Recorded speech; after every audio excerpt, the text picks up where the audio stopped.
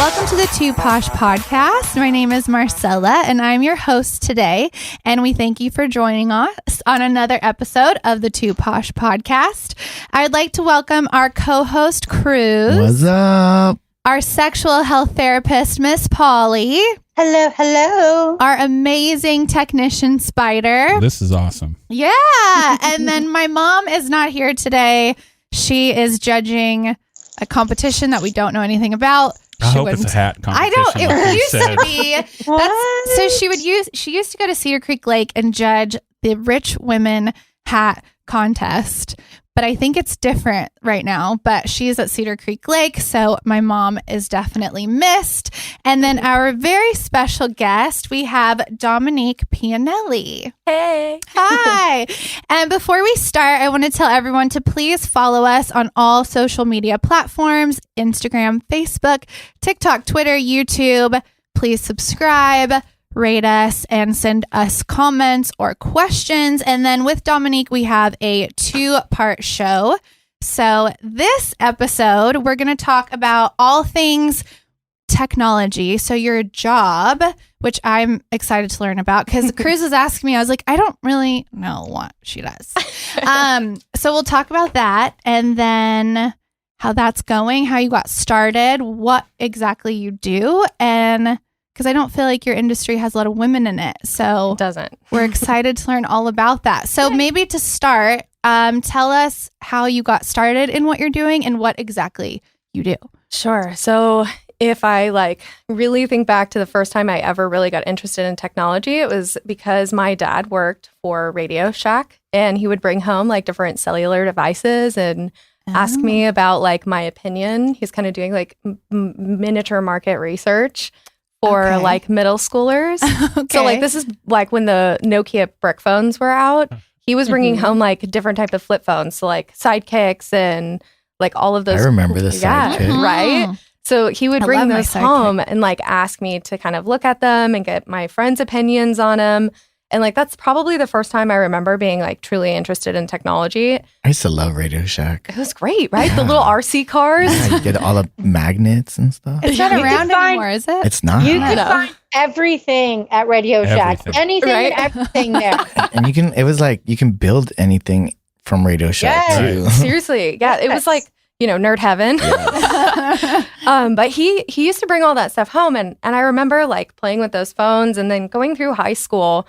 I really loved the computer classes. I was a whiz at it. Mm-hmm. I was just very naturally inclined on the computer because I'm going to date myself. Y'all remember Zanga and MySpace? Yeah, of Okay. course. So I used to make those MySpace layouts. The badass ones. Yeah. The really cool ones with the stars and the music and all that. Music. I kind of missed that. Yeah. Man. So I had my little lampshade Mac and I'd sit down in the kitchen at 11 o'clock at night and just make those little layouts and stuff and play with it. And They loaded so slow though. They really They did. loaded so slow. So slow. So I was if you had a cool Facebook, it loaded slow. Yeah, it's true. Or not Facebook, MySpace. MySpace. So what was it? Top yeah, 8? bitch. Oh, yeah, your top friends. Top Your 10. Your yeah. top 10. Top 10. Yeah. Top 10, baby. Yeah. Actually, Sally, we're on my top 10. Yes. Yeah, it was always the first one was your best friend. Your Or your bestie. boyfriend. The second one. And Yeah. then be I went Yep. down a space. Yeah. What happened? What'd I do? So many breakups and stuff. They're happened. broken up. He's not number one anymore. Yeah. All those MySpace pictures are ruined gone life. now. Right? Actually, MySpace is still around. If you log It in, you can is. still find all those pictures. I know. I still have my login. Yeah, you can I get don't into even your know what account, mine is anymore. Me neither. Yeah, And you- I'm glad the top 10 went away. but none of the stuff you used to have there is there. But you can still get on with your old account. It's so different Yeah. now. It's MySpace music Wow. or Yeah. something. Yeah. Right? Yeah. Yeah. Very Napster. Yeah. So I did, right? Bringing back all the love old tech. Napster. That was actually what made MP3 Mm-hmm. Napster. And after that, it was Oh. So yeah, I'm learning. I'm a geek tech a little. Oh, we're you going to get guys along are really well. Great. Nerdy.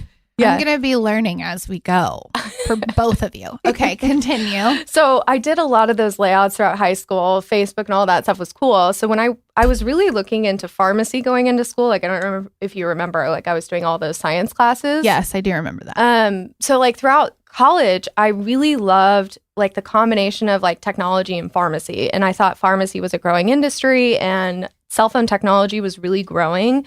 The iPhone first came out when I think I was a senior in high school. Mm-hmm. And I remember saying with my dad, and I was like, this is going to change how we do like digital pharmacies and like all sorts of stuff. Like refills are going to happen online. And he was like, so weird. You're way before your time. Like this is going to be 5 to 10 years from now. So like take a chill pill. But I went off to school, did all my credits. I went to Arizona State my freshman year for pharmacy, did cheer and dance and taekwondo and all that fun stuff. Wow. And she's like a big by the way, really hot fast. Nerd. Dominique could kick your ass because I just want to pause really fast because you did taekwondo for a long time. Since I was 4. And where did you go with that? Well, the Junior Olympics and the U.S. Open, and I was nationally and internationally ranked for a while. So you don't want to fuck with Dominique. She'll beat the shit out of you, literally. She will kick your butt. She will. I may or may not have dropped a few guys in college for grab assing. So yeah, good for you. She's little but feisty. They used to say I was pocket sized. Yeah, fun size. But like fun sized or like a firecracker, it's like blow up. You don't want to. Yeah, what's wrong with that? that? Just a side note. I feel like it's very. You should tell everybody about that. Oh, yeah. I mean, we could totally do that, but do we want to finish the... Yes, go ahead. Because I could go down that rabbit hole for hours. Go ahead, keep going. I just wanted to touch on the fact that you could beat anybody up. Yes. Actually, that caused a lot of dating problems in high school, but a whole nother... Yeah. So, went off to Arizona State, did some pharmacy classes. Organic chem was actually my major going into school.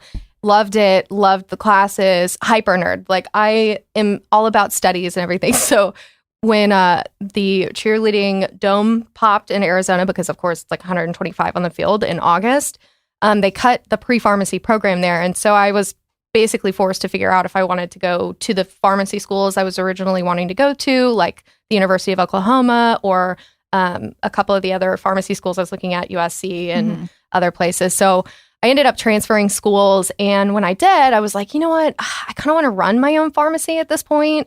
And I don't necessarily want to always be in clinicals, like doing trials or drug like creations or any of the FDA stuff. Like I just didn't want to deal with that. So I decided to change my major from organic chemistry to an undeclared business major. And so I could get all the background of like marketing, management, the whole 9 yards, and have like a more well-rounded degree while finishing all the science courses I needed to apply for the doctoral program. Wow. Right. Yeah. Wow. Okay. Wow. Okay. We'll pause. Continue. As we absorb all of that. Yeah. I had plans. Okay. So I started taking some classes. Of course, there was another computer science kind of BCIS class. Mm-hmm. Loved it. We did like basic websites and I just crushed it. My home group was like, so you're going to like write the whole thing, right? Because we have no idea what we're doing. I was like, sure, because MySpace layouts. I was very used to JavaScript, HTML, and CSS at that time. So popped it up on the FTP server and it was out there. And I guess one of the professors had seen like my submission and he wasn't my professor. He was like with the professor I had at the time for the class. And he was like, oh, who made that? And it was like, oh, this girl, Dominique, she's in my BCIS class. It's like one of the top 5 for University of Oklahoma's like business classes. You have to take it before you can take any of the other major classes. And he goes, well, have you encouraged her to consider management information systems for a degree? Because she just has a natural talent for this. And he was like, no, I haven't even talked to her about it. So he told me I should enroll in the MIS 1 class to just test it out, see if I liked it.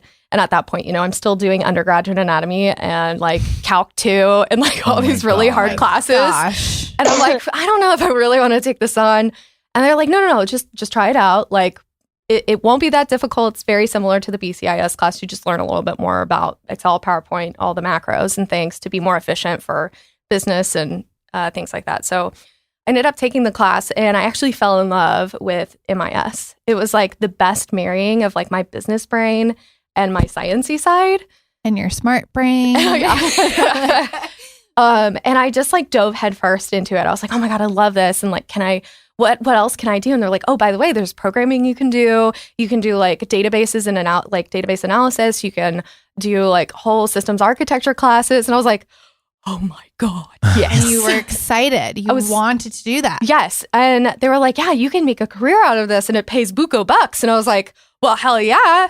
And what year was this? Who doesn't like buku bucks? Right? So I was a sophomore in college. So I had gotten through about 2 years of science credits and I was going full time. So I had not actually had a summer break at all. But what year was this? 2009. 2009. Yeah. So that was kind of almost on the peak of the technological industry. Right. Yeah. Like I think we were on the second iPhone at the time, and Apple had come out with the iOS operating system for developers, and people were like encouraging you. It was a really good time to jump into that. It was great. Yeah. I actually picked up on iOS 3. So that was like some of the first things I would tinker with on my Mac at home, because of course we were a Mac house. We weren't really a Windows house. And so I really had an opportunity to dive into that stuff. And as I like got into some of the classes, I was like, oh my God, I'm in organic chemistry and I'm doing like undergraduate anatomy and like all these things. And I love it because it totally like hits that sciencey part of my brain. But do I really want to do this for the rest of my life? I don't know. Yeah. So called my dad up. I think it was like halfway through sophomore year, and was like, I'm going to change my major. I'm going to like fully change over to business. And like, you know, the 2 years of science classes that I've done kind of are like moot. What did he think of that? He was like, well, how much is this going to cost me? No, he was super supportive. And I think like throughout my entire tech career, I think my dad has been super hands off and not pushed me in that direction, which has been like super appreciated. So I found it on my own. And it was like the best kind of unfolding of that story, because he was like, yeah, super supportive of the business degree. It's great. Just it gets your foot in the door everywhere. And then I decided for a specialty, and he was like, even better, it's in tech. You're going to do great. Like, this is awesome. But like, you can totally apply your science classes to the tech. Like, keep your mind open on the ways you can actually apply that learning that you have from like all the science classes. Right. That's great that you had like a good support system. Yeah. It's been fabulous. So from there, I was like, okay, take all the classes I did, all of the undergrad classes necessary for MIS. And then the University of Oklahoma actually offers what's called IBC, which is the it's like an entrepreneurial like program for students for a semester. Okay. And integrated business core, that's what it stands for. Go back in my memory. So it helps teach you how to actually create a business, come up with a business plan, sell a product, and actually raise funds. So what we did was actually sell product to raise not only equity, but did sweat equity for the city of Norman in college for a semester. Wow. And so I got to be like the MIS girl on the team, and I just like loved it even more. And then entrepreneurship was like, bam, that's exactly what I want to do. It's perfect like for my brain and how I work. Like my brain just is always like connection. I find patterns super fast. And it just like kind of dovetailed into that. I got a second degree in entrepreneurship and new venture management. And I had like 3 different technology business plans before I left college. Like one was focusing on health and corporate wellness. Another was focusing on like a university program and like providing students tutors and mentors to like help educate them on the different types of college degrees they can get and different careers they can have. And then another one was actually like an e-grocery application like program that I had come up with as an idea. I was like, oh my God, I like have such a problem finding food in my fridge. And being a broke college student, I was like, what can I put together to make some food? I've heard of that though. There's a website that if you're hungry and you don't know what to make with all the food you have, you can log in everything you have and they'll give you a recipe. Yeah. I saw that on Pinterest. Yeah. So what I had done was like a preliminary use case. But once I got into the entrepreneurial program, they really encourage you to write down like your ideas. And so for me, I have like a slew of ideas in this book. Like I have a random like rebreather, but actually uses nanotechnologies so that and a hydrophobic barrier to actually like, yeah, totally. Rebreather of what? Oxygen. So you don't actually have to have like larger tanks. Oh. So when you go and, scuba dive and stuff. Oh, I see what you're saying. Yeah, okay. You can just take it and not have to use all of the tanks. And rebreathers are actually really bad for the carbon dioxide actually was bad for your lungs. So they gave us like technology options for us to kind of come up with like different product ideas. see how they hit, and then run it past the entrepreneurial professors who were actually entrepreneurs themselves, and like see if we could get funding and put us up in front of venture capitalists and everything. Is really cool. My goodness. Yeah. So college was fun. Yeah. Like a Shark Tank for Yeah, Yes. that's what it sounds like for sure. So then after college, you got a job, or how did that work? Oh my God, this was fun. So I was working full time in school. I was working at Apple, actually 40 hours a week, and bartending on the weekends. And going to school. And going to school, Wow, like Dominique. 16 to 18 hours, depending on the semester. And I killing it. I did Yeah. it year round for 4.5 years. I actually graduated only a semester late, and When do you sleep? I didn't. It was really bad. I had like pallets of Red Bull in college, and my friends were like, "You're gonna have a heart attack." Yeah. Yeah. I'm a perfectionist. Yes. That is also something I know very well about Dominique. She is a perfectionist. So like with Apple, it was great for my resume. I had gone from the service industry to tech because I wanted to understand technology and how to sell it and how to talk to people about it. And Apple actually has a wonderful training program to teach you how to sell products, not just like bits and gigabytes and everything to people, because that's not what people know. They don't know, like normal people don't know like what 128 gig hard drive is versus Like 7 me. gigs of RAM or 8 gigs of RAM, right?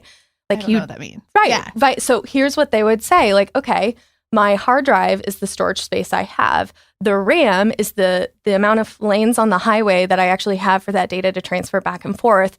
And then the gigahertz is actually the speed at which that data transfers on the highway. I've never heard that before, but that makes It's a good lot more analogy. sense. Right. Yeah. So they teach you how to speak in layman's terms, which was like one of the best training programs I could have ever had, because How to talk to stupid people. That's How the to talk to beautiful. people in layman's terms instead of geek speak. right. Right. And like I'm total geek and I'll geek out and do geek speak all the time. But like if I want to have normal friends, I You gotta have to learn how to speak like them. Right.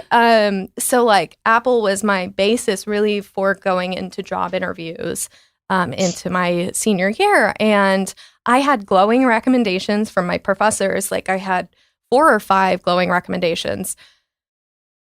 And I had struggles finding an IT organization I could fit in because I'm a little more outgoing than a majority of the types that are in the industry. Right. And so culture fit was really hard for me. I can imagine. I mean, you just break the mold from No you kidding. know, Yeah. the typical nerd. Uh-huh. Right. Like you think of like the neckbeards that are in the basement for like 20 years in their Yeah. mom's basement, like, Mom, Yes. make me some food. Yes. So like that actually was a big struggle for me. I Because those are all the people that are in your You didn't classes fit that the you're mold. working with. yeah, I didn't fit the mold. I was one of 3 women that actually graduated from my program. Wow. And how many men?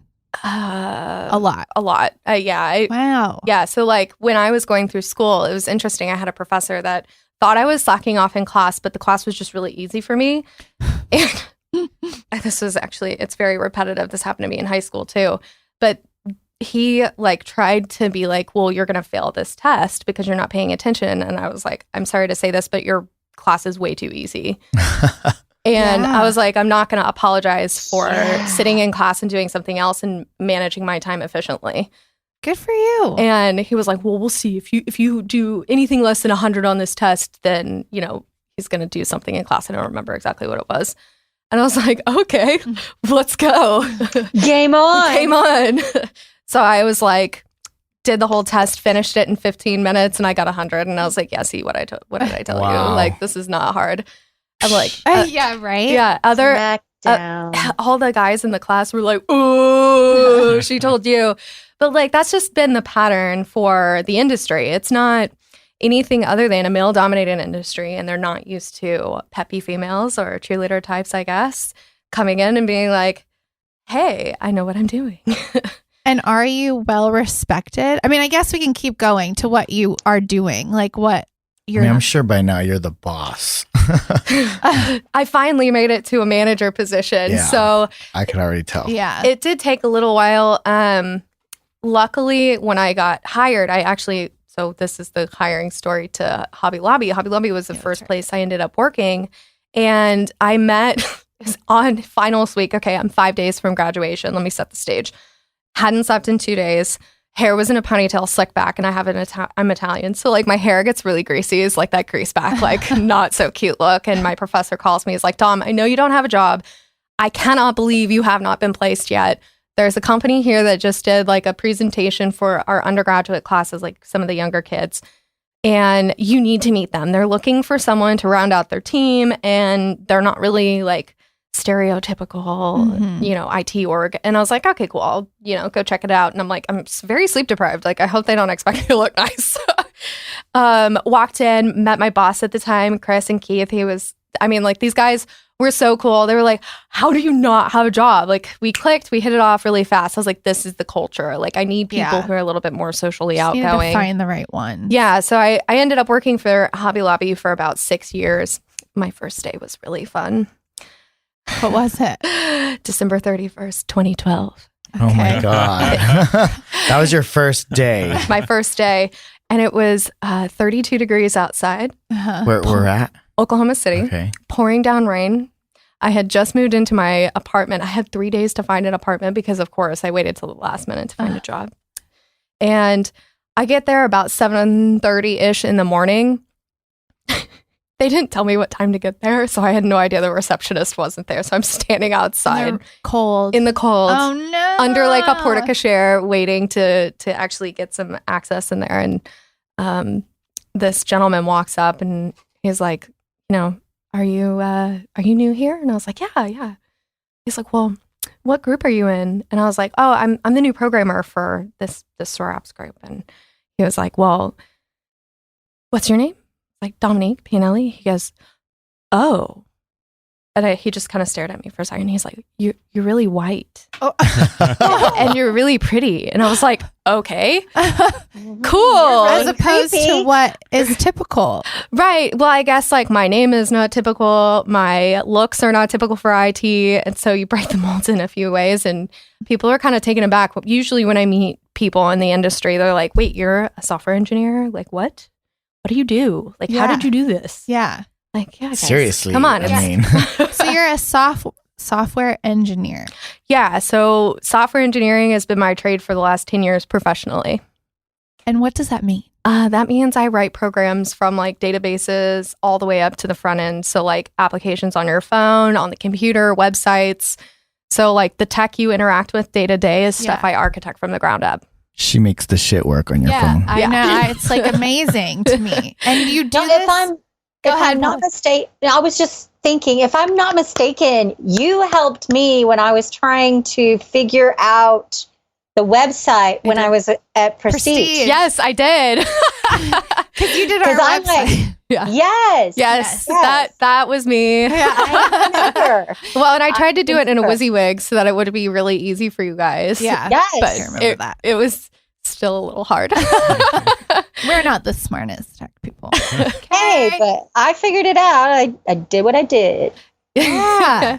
With some help. So then Hobby Lobby, you're there. Mm-hmm. And how long did you love that? I loved it. So my group was fantastic, but I was the youngest hire at Hobby Lobby Ever. And the only girl in the particular group I was in. Okay. And I absolutely loved my team. They were fantastic. The best mentors I could ever have. Very open-minded, very kind, really wanted to help you learn.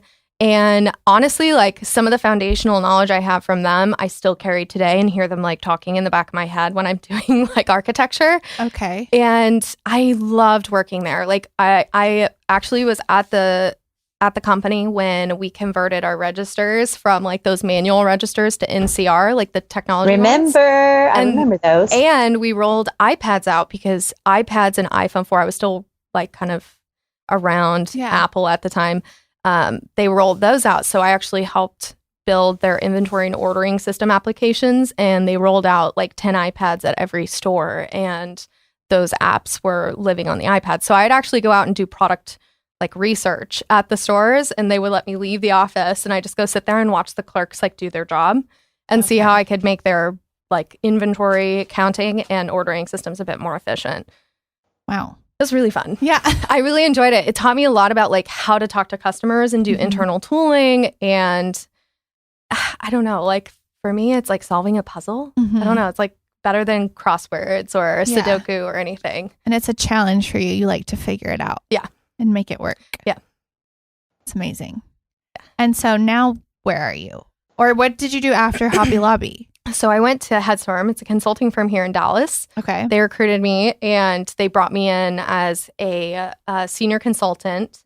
And I did that for about a year before I was promoted to a project leader. So they're kind of like engineering managers, but they're a bit more well-rounded, right? Because we're serving businesses, we have to talk to clients. Yeah. So I really got a lot of experience like understanding use cases for clientele versus internal tooling users. And like building PowerPoints and business cases and showing like clients exactly like, hey, you may want this, but there's this that might be a better fit for you. And this might also be a better option for you. So presenting and like coordinating like business strategy and technology strategy around like the use cases my clients had. And I just happened to have an ag tech client at the time. What is that? Agriculture technology. Oh. From her school, Oh. right? Or So Headstorm has clients in the financials, fintech, ag tech, supply chain and logistics. They have a lot of different industries that they serve. One of the industries I was in was agriculture technology. And what is that exactly? Oh, okay. So I don't know what that means. I'm sorry. I'm like, yes, it makes so much sense to me. Which I'm sure once you say it, I'll be like, oh, okay, I get it. So like farming and farm management systems and agri-food tech. So like if you think of agriculture and farmers and tilling the land and ranching and things like producing food, Okay. agriculture is the top of the supply chain. Food Right. tech and health tech are the bottom for us consumers. So agriculture technology actually benefits farmers and ranchers and aquaculture to actually help create better systems for them to increase profits Gotcha. and yield. So not only do you help like the environment through environmental sustainability efforts, but you also help farmers make better margins because they just get paid diddly squat. Got They it. do. Yeah. I live in a farming area. Yay. so, what do you actually do? You're programming like certain machines for So the there- farmers. So you have lots of different areas. That's a great question, actually. You have machine data pipelines and farming system pipelines that actually take data in from like combines and the different machinery that run on the farms. I actually don't work within the data pipelines. I work on the front end. So like things that help farmers understand the financials, the profit, the yield, all of that UI. So what we call the front end of systems, things that consumers actually interact with on technology. Yeah. That's the stuff that I actually focus on providing like better use cases and products for farmers to make better decisions. And you do that now. That's currently what I do now. So Okay. from Headstorm to my current company, Granular Agriculture, I've been doing agriculture for about 2.5 years now. And you love that. I absolutely love it. So you're Right. kind of like a liaison, like the clients talk to you in a normal way, and then you talk to the tech people in the techie way, then the tech people talk to you in the techie way, and then you talk to the clients. And Yes, and that's actually Yeah, no that's kidding. exactly. So like the You're an interpreter. yes, and management information systems was sold to me as the bridge between business and technology. right, And you're the person that can translate that. Some MIS people don't necessarily become engineers. They just remain business analysts, which is kind of what that scenario is, being a liaison. But I actually have coded and created and so been you an got both individual. sides. Yeah, so I have both the business and the engineering sides. So it's really fun. So I'm So you surprised can you're not jam. doing like sales, because I kill sales. I did that at Yeah. Apple. I mean, but like software sales, there's so much money in that. Yeah. Here's the thing. As much of a extrovert as I appear, I'm very introverted. Really, Oh, yes. you don't seem like that. I'm at a all. learned extrovert. Wow. Some introverts are social. Yeah. We just need to recoup our energy by being alone. Exactly. Yes. I love that. Extroversion and introversion do not mean being social. It's just Exactly. how do you recoup your energy? Exactly. Are you an extrovert? I think I would say yes. Yeah. I mean, I'm Do you I don't know a get stranger. energy? Well, usually it's like, do you get energy and are you revived being around people? Or do you get energy You're and alone. reviving or being by yourself? I feel both. Yeah. I'm both. It depends on the person. Yeah, no kidding. I take Like on some people's people energy. suck my energy Yeah. and No some kidding. people are, No kidding. it just depends, I guess. Spider, were you going to ask Dominique a question? I didn't know if you were. I don't remember. Okay. Well, do you feel like are you very respected, or has that been something like from men, because it is a very male dominated industry? How has that been through the process? Well, she's the boss. They have to. Well, now, yeah. So actually, another funny story. Maybe this will help paint the picture. So once you become established, then yes, once people know who you are and recognize your face and your voice and how you speak and your demeanor, it takes a little bit of them getting to know you before. And this is in your company or in the just whole in the industry? Because it's a big Technology. industry. Yeah, just in there's, tech. You know, Mm-hmm. it's not like, I mean, there's just one. I mean, there's Right. a huge industry in that. Yeah, technology, that's why you have hashtags like hashtag I look like an engineer or developer. I've never seen that. Yeah. So like there's a big movement around Develop women in her. tech. Develop her. Yeah. So instead of Data developer, daddy. yeah. Data daddy. I like that. Yes. Oh my So like gosh. there's huge movements around trying to bring like some light to the diversity in the technology industry.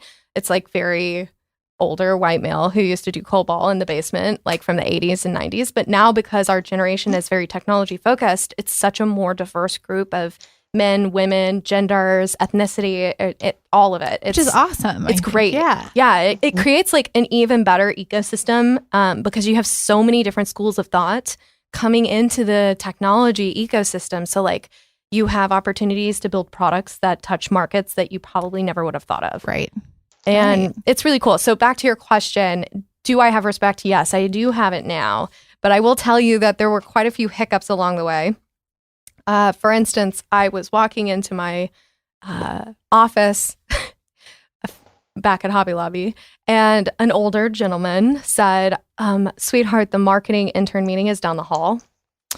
And I was like, oh, God bless your soul. Luckily, my boss was walking by at the time, and he was like, okay, number one, that's sexist. And number two, she's a software engineer. So she's the same level you are. Let's have some respect. Oh, so he was going where you were. Yeah. Oh, I see. Wow. Nice. Oh my. So it does. It's, But was he just being a dick or no, did he really legitimately thought I was a marketing intern. Wow. But it goes both ways. Sexism Yeah, of in the course. industry goes both ways. So like guys who are in marketing or in design that's like a smaller population, smaller group. So like, yeah, it's just like, But there's still a more of a balance in marketing than there is in the tech industry. Yeah. Absolutely. So tell us more about the Mark Cuban project Okay. you're doing. Okay. I love this. Oh, you hit the right question. Okay. So artificial intelligence is another big passion of mine, and teaching kids and bringing women into the industry. So like I've done a couple women in tech talks at the University of Oklahoma. That's so cool, Dominique. I'm so proud of you. Oh, my thank gosh. you. I have to help the people who you gotta course. pay it forward, right? I had women help me, and I gotta help the other ladies out there and men get into the industry. It's actually like great to see the camaraderie.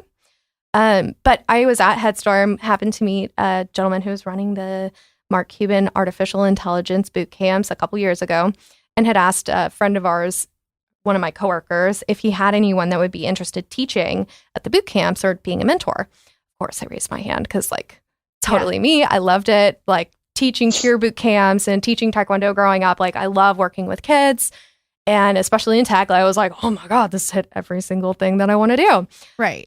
So I started getting involved with them a few years ago, and the Mark Cuban Artificial Intelligence Boot Camp is a boot camp for underprivileged students. It started here in the Dallas area, and it's actually expanded nationally. Wow. And we did boot camps at the Mavs Gaming Center the first like year and a half. Okay. And so we'd have 20 students in underrepresented groups and disenfranchised areas from both like have 50% male, 50% female to try and like boost numbers around female awareness in technology.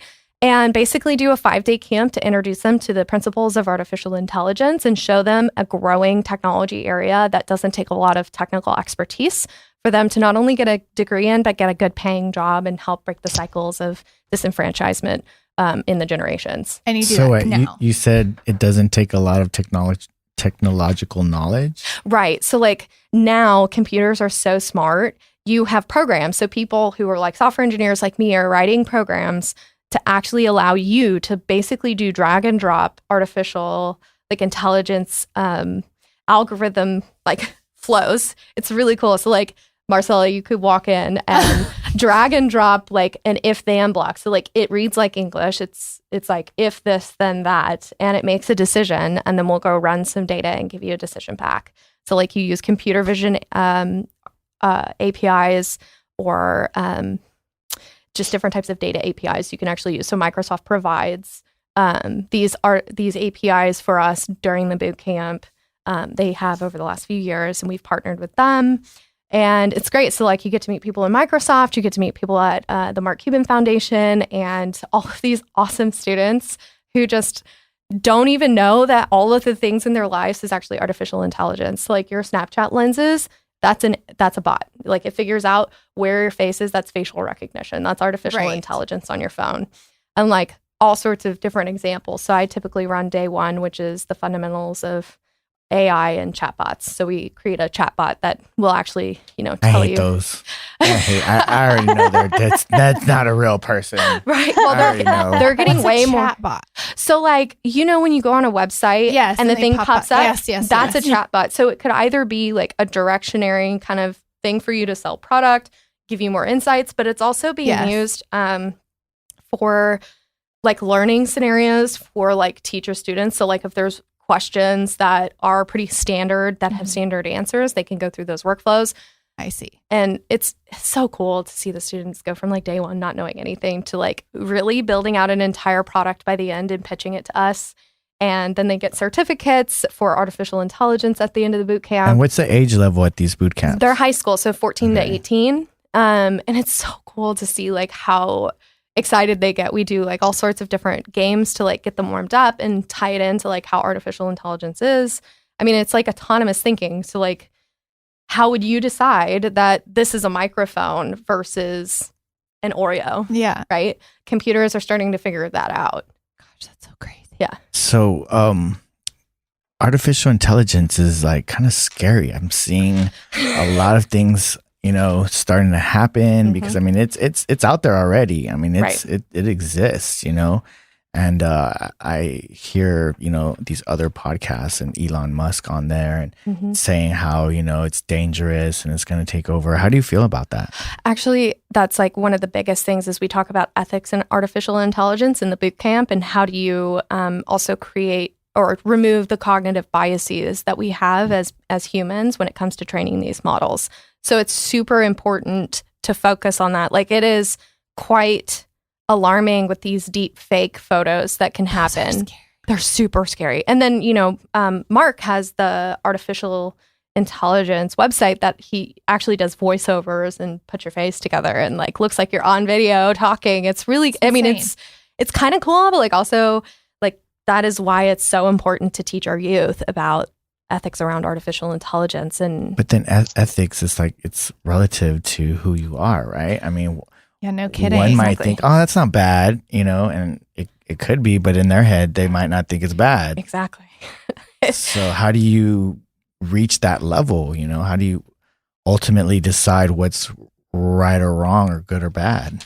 And that's the problem, right? Because computers is one or the other. Yeah. Right. You have to give different cases and teach machines the actual if they else cases. It's very extensive, but that's like one of the things that is super important to bring to students as they go into those programs. Like, hey, artificial intelligence can be used for good.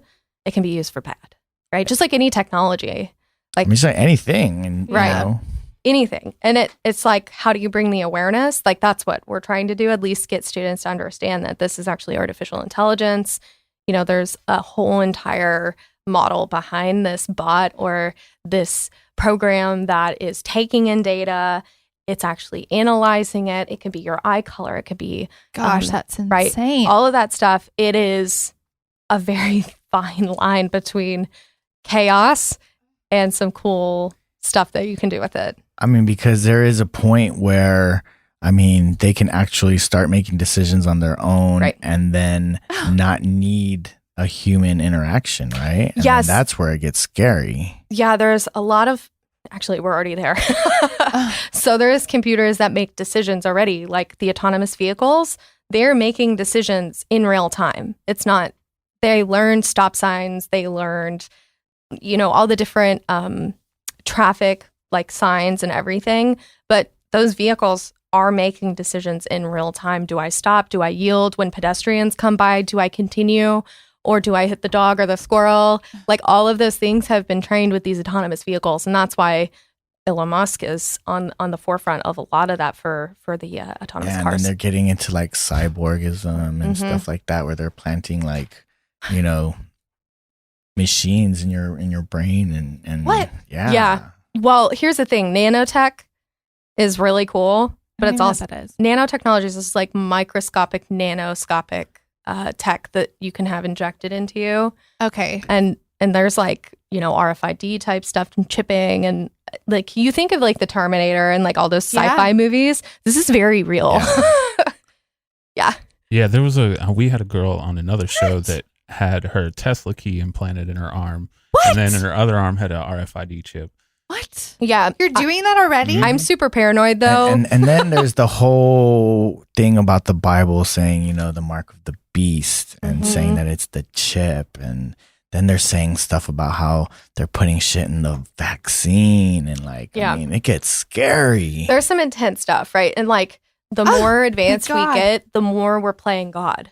Yeah. Right. Yeah, that's how I'm curious how you keep human biases out of code. You don't. You You can't. can't. Cognitive It's- bias is built in based on like your own predetermined notions. So like, especially for interviewing candidates and like interview systems where they do resumes, this is actually like a big problem in tech industry too, is female versus male applicants getting pulled out by a bot is higher on male because of certain attributes in the way men actually talk about themselves. So they have more assertive, more confident language, whereas women are less confident in language in their resumes. And so figuring out a way to actually like get the machines to not recognize that as being better, but to see them as the same value and to get women to help write their resumes better. And there's all sorts of like artificial intelligence like websites out there to help you, tweak your resume to sound a little more like confident in your resume as a woman. So the computer's already way smarter than the human. Yeah, already. Wow. I mean, like how long it takes us to make a decision is like a microsecond for a computer. And when does Yeah, it I end? barely figure out what I want for breakfast. shit. Right, like recommendations from Amazon on shopping and products and things. Google follows you around. This is why I use DuckDuckGo. I use DuckDuckGo too. Me too. Yeah. It's like the cookies and things are very real. Like advertisers pay hundreds of millions of dollars to follow you around on the internet. Yeah. So Wow. Yeah, you start talking about something. All of a Oh sudden yeah, it's that like, I've it's on noticed. Like Facebook. on Instagram, I'm like, that was weird. You definitely heard Yeah. me. well, yeah, I've had But they say it's not. It's data, right? But I don't know how.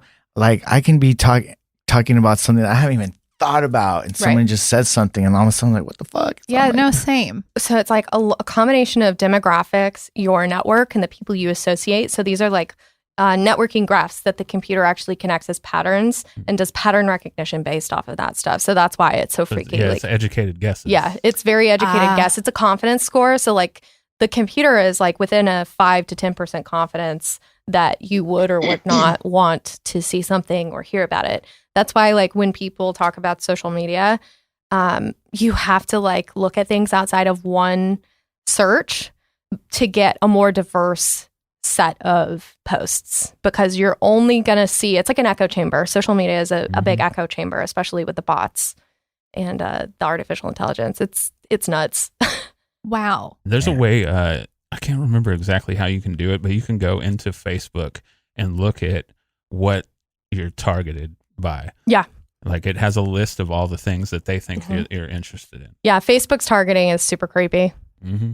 I'm not on Facebook much. Me neither, but they own Instagram. Right. So- yeah, either way, it's freaky. Yeah. Wow. So Facebook owns Instagram. I didn't know that. Yeah, that happened. Like, And WhatsApp. Yeah. They own WhatsApp. And WhatsApp. Yeah. Fuck. Yeah. So, what has been the most rewarding with what you do? What do you feel like? We'll do both, challenging and rewarding. Oh my God. Good question.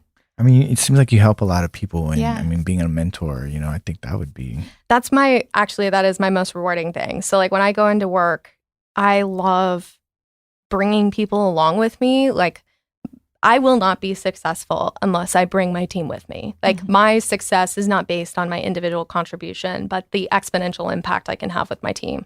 So like when I think about products and things like that, like, yeah, I may have a really fantastical idea, but it's not going to be successful unless I have people believe in the vision with me. Right. So for me, yeah, mentoring and helping other engineers become more business focused so that they can progress their careers into management and become those types that can actually like successfully drive product in companies while also being technical. I love that stuff. Super rewarding to see that happen. That's so cool. What's your zodiac? Why don't you guess, honey? Capricorn. No, no, my It's birth. me. Yeah. Leo. No.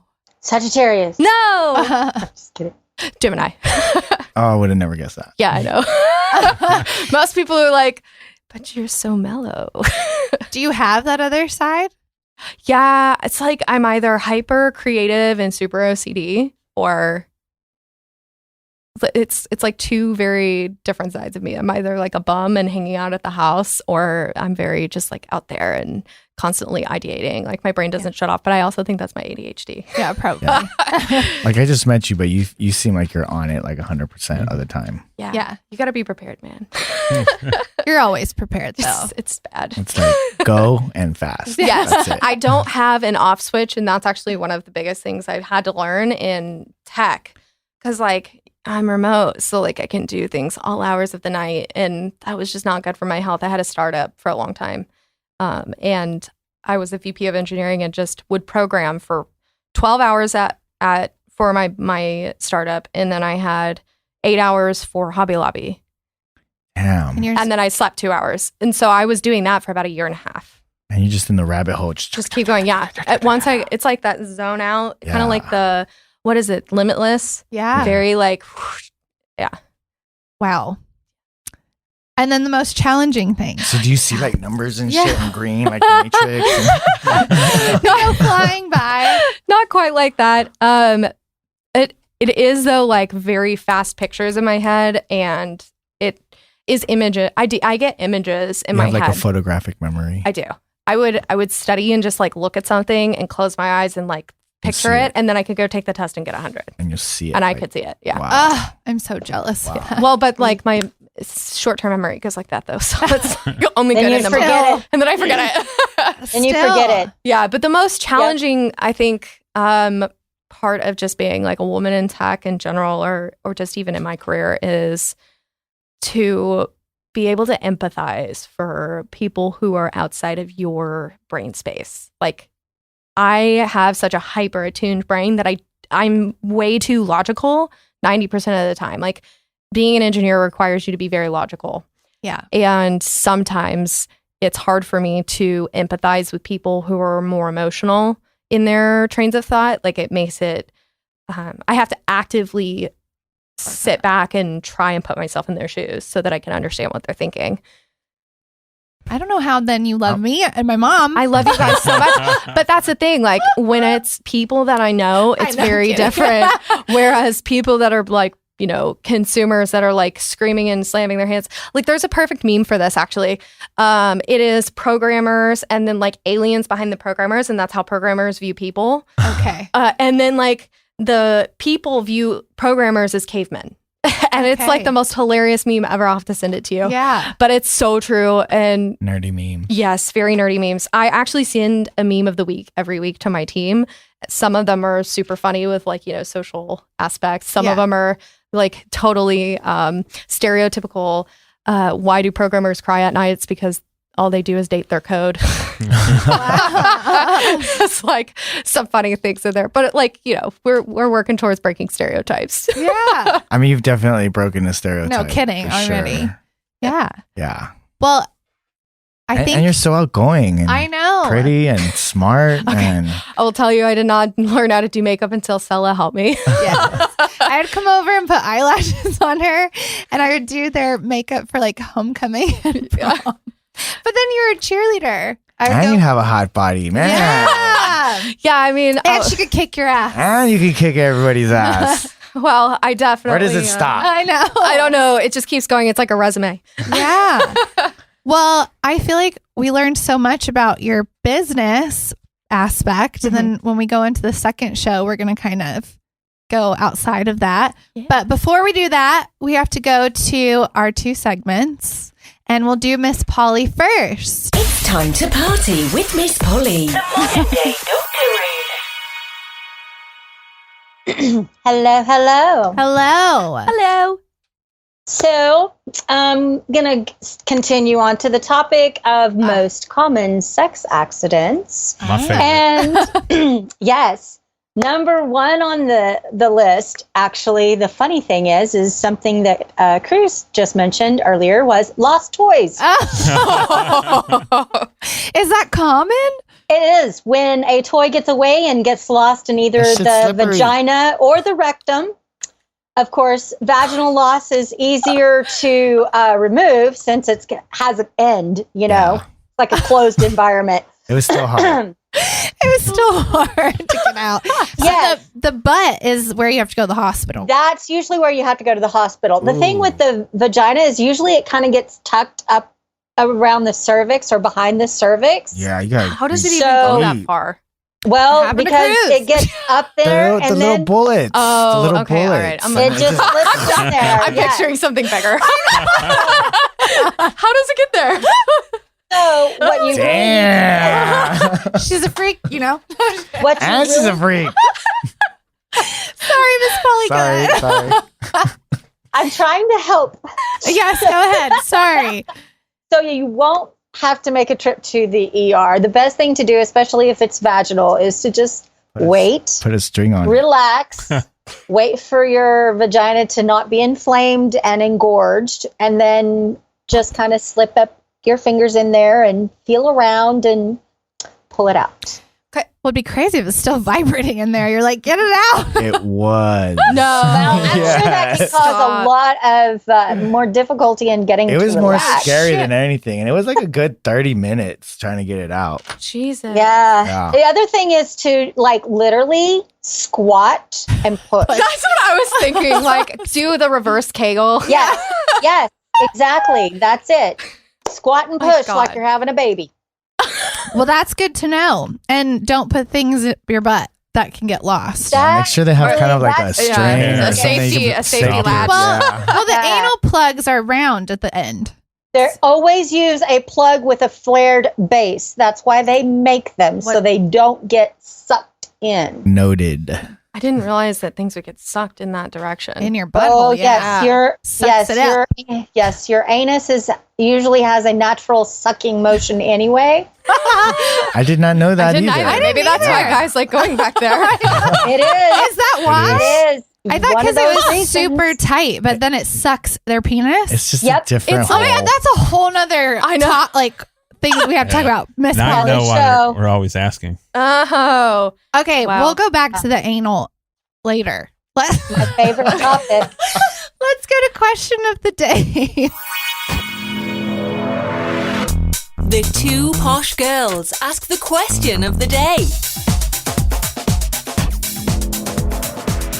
Would you tell a friend you're not into them like that, or just back off and hope they get the hint? Are you asking me? Yeah, but you'll go first. Well, I'll answer, but you go first. Oh my God, I've totally done that. What did you do? I was Backed off? No, I was told. like, bro, you're like my homeboy. Like, How did that go? of course, it's happened like quite a few times. I bet, especially with your job. Yeah, because like I'm totally a guy girl. Like I hang out with dudes, and that's been a few times that's happened. I've just been like, look, you're totally my broski, and not gonna be a part of that inner circle. Yeah, And had to just be like, can you like not make this weird? that's Like, the 'cause, like, tough part. If you don't do that, then I just won't hang out with you. Yeah, I And think you that's the way to too. go, though. a lot of women around you. Have you had to do that before? Not really. No, not really. I guess, I mean, you kind of give out a vibe that, Yeah, but I guess guys don't really get the vibes. Guys don't get hints. Definitely. Guys, girls can get hints. You can tell a girl, guys don't get hints. No. You got to tell a guy straight up, like, no. You have to I've beat him done over that the before, head. and it's still, I'm so confused. I've told you Persistence. no. Yeah, they think I'm She's like going to joking. say yes one day. I'm going to keep on. It's like the chase. I feel like guys just are like, oh my God, she said no, I'm going to keep going. Yeah. Well, I feel in your situation it's different because you're probably like, one of the only girls in the office, And she's you're hot. hot, and you're smart, and you're funny, and all the above, and so that's puts you in a place that's different, no like kidding. Yeah, it's been interesting. that. You know that meme where you get all the hot dogs thrown at you? Yeah, I've actually had to taper down how I look in person I with bet. guys. Like, I don't wear as much makeup or like the types At your of clothes job. I would normally wear at work. I dress very different. Why? Just fuck them. Let them. I mean, not literally, but Well, actually, fuck it. not literally, but I mean, like, who It's cares actually what they very say? distracting and prevents them from working. So it's like not. Well, yeah, because they don't see that shit, they're right? big And they're nerds. big They're like, oh my nerds and living with mom and stuff, and then they see you, and you're the boss. Fuck. Yeah. I've actually had some girlfriends be upset that the guys work with me before, and I'm sure. yeah. I mean, but I'm nice. Like I try to. What do you mean upset? Like, Their girlfriends. The girlfriends get their jealous. girlfriend. Yeah. Mhm. Yeah, that's been an interesting conundrum. at Really? times. Yeah. Because I have no interest in these guys. Bitches. But Yeah. right? Like, okay, come on, honey. Like, if I'm in this job, Look at me. Look at your boy. Come Look at your on. boy. Do you really think He that's has gonna no chance. No. Plus, I have a hottie toddy anyway. So Yes. So why don't you let them know, like, I mean, do your work? Don't look at me like that. no, let them know that you're taken. And they all know. I have And pictures still- and shit They up don't on my. They don't care. care. Guys don't give a fuck. Yeah, guys don't well, I care. would It think doesn't at matter work what it would industry. be different because especially if you're the boss, it would kind of have like this respect. Mm. So Yeah, I guess you that's would what we're think. that's I mean, what we're but- talking about. Where Yeah, she's saying you're, Only some- until recently I have a boss title, so like it was more of a. what's recent? Like how long? In the last 7 to 8 months. Oh wow! Mm-hmm. Even though I'm 10 years into my career. I was gonna say, Yeah. man. Again, it takes forever to make your way up. So do you feel it had anything to do with you being a hot female? That I mean, I feel like my personality is something that's both like a fantastic asset and detriment to my career because of my outgoingness and my vivacious, flirtatious personality. It can be perceived as not serious. And I actually have had upper management tell me I need to be less vocally Bubbly. excited and bubbly. Yeah. Oh. But it's okay. Like you got to navigate the industry. Use your looks to your advantage. Yeah, go on things. exactly. Yeah. I mean, it's just a perspective. I would just think in this world to be, good looking would be easier in general because just I feel, especially females when you're hot and you ask for something, you're gonna get it. I think it just depends on the industry. Yeah, I also It have a does. complex about that. Like, I do not want things handed to me because of my looks. I want it based solely off of my intellect. But you have the intellect and Yeah, no you have the kidding. look, so why not use them both? Which I have been trying to do recently. So now I'm wearing makeup and doing things like that to like actually get myself out there. But it's been interesting. Man, Yeah. that's so crazy. It's just Yeah. Well, Well, I think you this live in was- like a different world. Yes, you do. I know. Well, we had a great first show with you. Thank you so much, Dominique. Thank you. And stay tuned. We'll have another show with Dominique coming up. And don't forget to follow us on all social media handles, TikTok, Instagram, YouTube, Facebook, all those things. Anyways, subscribe. Farmers only. Farmers Don't only. forget Farmers farmers. only. That just started. Thank you so much for listening.